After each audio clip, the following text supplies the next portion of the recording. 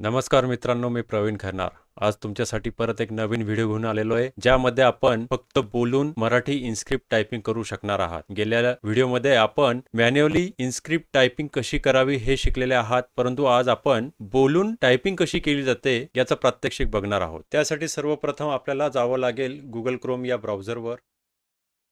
या ठिकाणी आपल्याला वेबसाईट सर्च करायची आहे स्पीच टायपिंग। बघा या ठिकाणी सुरुवातीला झालेली आहे, ही पहिलीच वेबसाईट आपल्याला क्लिक करायची आहे। या वेबसाईटवर गेल्यावर आपल्याला व्हॉइस टू टेक्स्ट ह्या महत्त्वाच्या ऑप्शनमध्ये गेल्यानंतर आपल्याला पाहायला मिळेल की वेगवेगळ्या भाषेतून आपण बोलून टायपिंग करू शकत आहात। बघा या ठिकाणी दिसतंय Marathi voice typing, Malayalam voice typing, Tamil voice typing, Telugu voice typing, Kannada voice typing, Gujarati voice typing यासारख्या बऱ्याचशा भाषा या ठिकाणी आपल्याला व्हॉइस टायपिंगसाठी उपलब्ध करून दिलेल्या आहेत। त्यात सर्वप्रथम मी या ठिकाणी मराठी भाषेचा उपयोग म्हणजेच पर्याय निवडून ठेवलेला आहे। मराठी भाषा आहे बघा या ठिकाणी आपल्याला पर्यायामध्ये दिसते। त्यानंतर त्याच्या समोर या ठिकाणी एक रेड कलरच्या माईकचा चिन्ह दिसतंय। जसं तुम्ही या चिन्हावर क्लिक करणार त्यानंतर तुम्ही माईकमध्ये जे काही तुम्हाला टाईप करायचे ते शब्द तुम्हाला बोलायचे आहेत।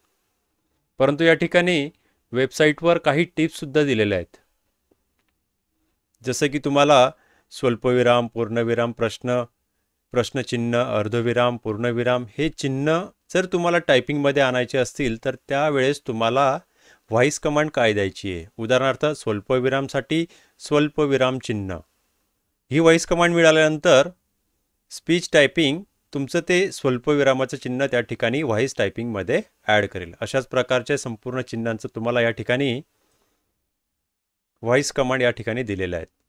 त्याचबरोबर नवीन ओळसाठी तुम्हाला व्हॉइस कमांड द्यायची, नवीन ओळ, नवीन परिच्छेदसाठी नवीन परिच्छेद ही व्हॉइस कमांड द्यायची आहे। त्यानंतर महत्त्वाच्या काही बाबी खाली सांगितलेल्या आहेत, ज्यामध्ये ज्यावेळेस तुम्ही या वेबसाईटवरून स्पीच टायपिंग करतायत म्हणजेच व्हॉइस टायपिंग, त्यावेळेस तुम्ही जो माईक वापरतायत तो हाय क्वालिटीचा असला पाहिजे। त्यानंतर तुमचं बोलणं हे क्लिअर आणि लाऊड असणं आवश्यक आहे।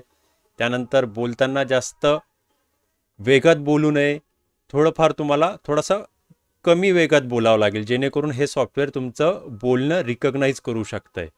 त्यानंतर तुमचं प्रोनाऊन्सिएशन म्हणजेच उच्चार तुमचा स्पष्ट असणं आवश्यक आहे।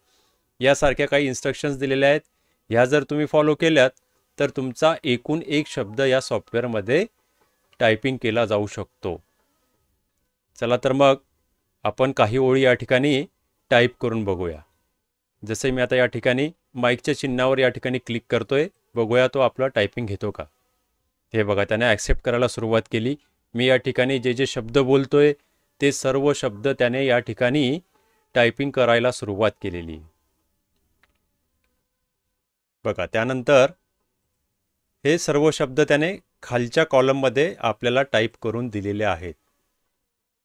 करायचं काय आता, हे सर्व टाईप केलेले शब्द या ठिकाणी आपण काय करायचे, कॉपी करायचे।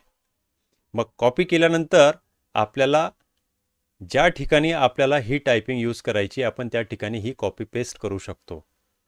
जसं महाराष्ट्र शासनाच्या बऱ्याचशा प्रणालींवर आता इनस्क्रिप्ट मराठी टायपिंग कंपल्सरी केलेली आहे, तर घाबरून जाऊ नका। जरी तुम्हाला मॅन्युअली इनस्क्रिप्ट मराठी टायपिंग करता येत नसेल, परंतु या स्पीच टायपिंग वेबसाईटच्या माध्यमातून तुमचं काम नक्कीच सोपं होणार आहे। आजचा व्हिडिओ जर आवडला असेल तर नक्की लाईक करा आणि या टेक्निकल अपडेट्स या चॅनलला सबस्क्राईब करा। धन्यवाद।